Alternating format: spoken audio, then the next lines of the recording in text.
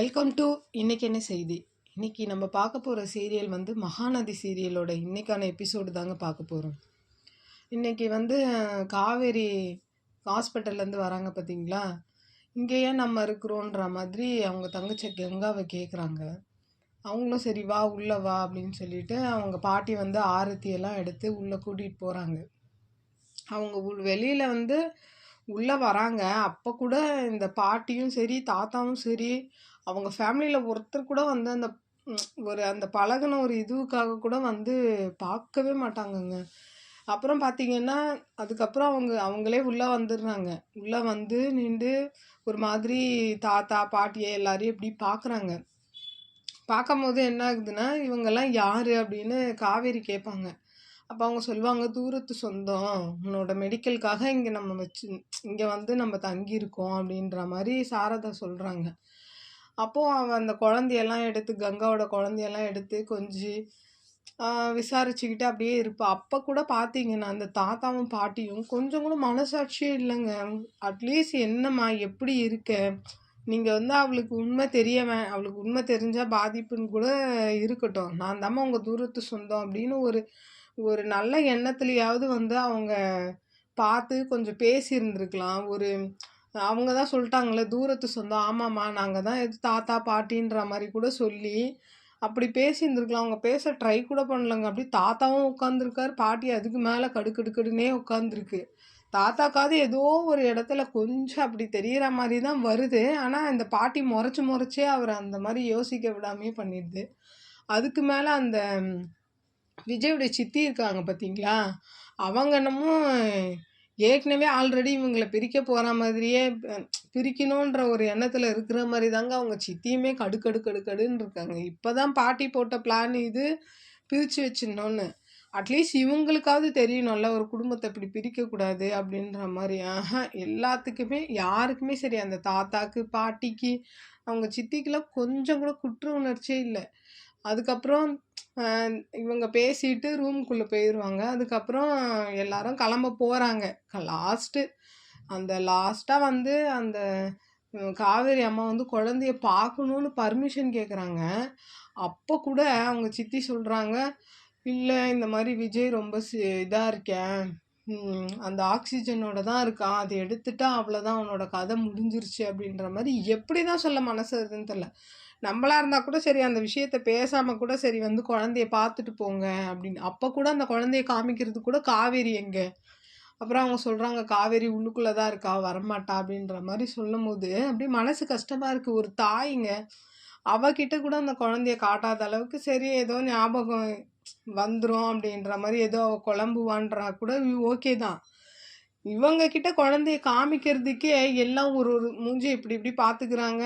கடைசியாக அந்த குழந்தைய போய் பார்த்துட்டு வரும்போது கூட என்ன சொல்கிறாங்கன்னா அவங்க சாரதா வந்து சொல்கிறாங்க, இந்த மாதிரி நான் போய் வேணா அவரை போய் பார்க்கட்டும் பண்ணதுக்கு. வேணாம் நீங்களாம் போய் பார்க்காதீங்க, பார்த்தீங்கன்னா அது ரெண்டு என்ன ஆகிட போகுது பார்த்துட்டு சொல்லுங்க அப்படின்ற மாதிரி சொன்னாங்க. எங்கள் மாப்பிள்ளைங்க ஒரு இதுக்காகவாவது பார்க்கணும். எனக்கு என்ன தோணுச்சுன்னா, இந்த காவேரி ஃபேமிலிக்கு சுத்தமாக இவங்க வந்து நாடகம் ஆடுறாங்க நடிக்கிறாங்கன்ற ஒரு எண்ணமே அவங்களுக்கு வரவே இல்லை, இப்போ வரைக்குமே வரல. அவங்க முழுசாக நம்புகிறாங்க. நம்பினா இவங்க அப்படி ஏமாத்துறாங்க அவங்கள. கடைசியில் எல்லாரும் கிளம்பிட்டு போய் அப்படி கூட திரும்பி பார்க்குறாங்க. ஒருத்தர் கூட வந்து வாசல் வரைக்கும் கூட வந்து அனுப்பலைங்க. அப்படியே உள்ளுக்குள்ளேயே நிற்கிதுங்க எல்லாருமே. அது எப்படி தான் மனசு வருதுன்னே தெரில. கடைசியாக இங்கேருந்து போகிறாங்க, பழகுனவங்க அப்படின்ற ஒரு சம்மந்தி தானே, ஒரு இது கூட இல்லை. அவங்களும் இந்த ஊரை விட்டு போகிறாங்க. எவ்வளோ மன வருத்தத்தில் தான் பொண்ணுக்கு இப்படி ஆயிடுச்சேன்ற ஒரு மன வருத்தத்தில் போகிறாங்க. பார்த்துக்கோங்க, என்ன நீங்கள் காவேரியாவது நல்லா பார்த்துக்கோங்க. இந்த தாத்தாவாக சொல்லியிருக்கலாம். ஏன்னா தாத்தாவுக்கு வந்து விஜய் விட காவேரி தான் அவ்வளோ பிடிக்கும். அவர் கூட ஒரு வார்த்தை சொல்லாமல் இப்படியே நிற்கிறாரு. நின்றுட்டு என்ன சொல்கிறாரு, பார்க்க பாவமாக இருக்குது, அவள் வந்து விஜய் கூட நல்லா தான் வாழ்ந்தா அப்படின்னா. நல்லா வாழ்ந்தவ தானே, கொஞ்சம் போயிட்டு அம்மா நீ நல்லாரு, எதுவுமே இல்லை நல்லாயிரோன்னு ஒரு வார்த்தை சொல்கிறது என்னங்க ஆகிட போகுது. எனக்கு இந்த ஆக்சிடெண்ட் பண்ண ராகவ் மேலே கூட கோவம் வரல, இந்த தாத்தா பாட்டி மேலே வருது பாருங்க கோவம். அதுவும் இந்த தாத்தா இப்படி மாறிட்டு பண்ணுறாரு பாருங்க, எனக்கு பயங்கர கோவம் வருது தாத்தா மேலே. அதுக்கப்புறம் அவங்க அந்த கடைசியாக அந்த கார்கிட்ட போய் அப்படியே திரும்பி பார்ப்பாங்க. அப்படியே அந்த தாத்தாக்கு என்னமோ அந்த தாத்தா மூஞ்சியே என்னமோ அவங்க அப்படி பார்த்துட்டு அப்படியே கிளம்பி போயிடுவாங்க. போயிட்டு அதுக்கப்புறம் இவங்க போய் என்ன பண்ணுறாங்க, தாத்தா ஃபேமிலி எல்லாரும் போய் விஜயை மீட் பண்ணுறாங்க. விஜயை மீட் பண்ணால் அங்கேயும் அப்பட்டமாக ஒரு பொய். இங்கே வந்து இவன் சீரியஸாக இருக்கான்னு சொல்லி இங்கே ஏமாற்றிட்டாங்க. அங்கே போனால் காவேரி ரொம்ப இதாக இருக்கா, வாப்பா வாப்பா வீட்டுக்கு வாப்பா போய் பார்க்கலாம் அப்படி இப்படின்னு சொல்லி அங்கே ஒரு பொய்யை சொல்லி அதுக்கு அடுத்த இதில் தான் காமிக்கிறாங்க. அவங்க செத்துட்டா மாதிரி சொல்கிறதெல்லாம் முடியும் போது தான் காமிக்கிறாங்க. இதுக்கு நடுவில் இவ்வளோ பொய். அந்த காவேரி குழந்தெல்லாம் வீட்டில் தான்ப்பா இருக்குது அப்படி இப்படின்னு இவங்கிட்டேயும் நல்லா பொய், காவேரி ஃபேமிலிக்கிட்டேயும் பயங்கர பொய். இப்படி நாடகம் ஆடுறவங்கள என்ன தான் பண்ணுறதுன்னு தெரில. அடுத்து பார்த்திங்கன்னா இந்த காவேரி இந்த இங்கே ஊரை விட்டு போய் எதெல்லாம் ஞாபகம் இருக்குன்ற மாதிரி கேட்டே இருக்காங்க. அப்புறம் என்ன சொல்கிறாங்கன்னா, நிவினுக்கும் யமுனாவுக்கும் கூட கல்யாணம் ஆயிடுச்சு பாருங்களா, அது கூட எனக்கு தெரியலன்ற மாதிரி சொல்கிறேன். அந்த சீன்லாம் கொஞ்சம் பார்க்க இதுவாக தான் இருந்துச்சு. அடுத்து அவங்க அப்பாவை பற்றி பேசும்போது தான் கொஞ்சம் வந்தாரா போனாரா அந்த இதெல்லாம் மறந்துட்டாங்க இல்லையா, ஏன் அப்பா என்னை பார்க்க வரல அப்படி இப்படின்னு கேட்குற அந்த சீன்லாம் கொஞ்சம் பார்க்க கஷ்டமாக தான் இருந்துச்சு. பார்ப்போம் இதுலேருந்து காவேரி கம்பேக் ஆவாங்க. ஒரு 2-3 எபிசோடு தாங்க அப்படி இருக்கிற மாதிரி இந்த 1 வீக் அப்படி காமிப்பாங்க.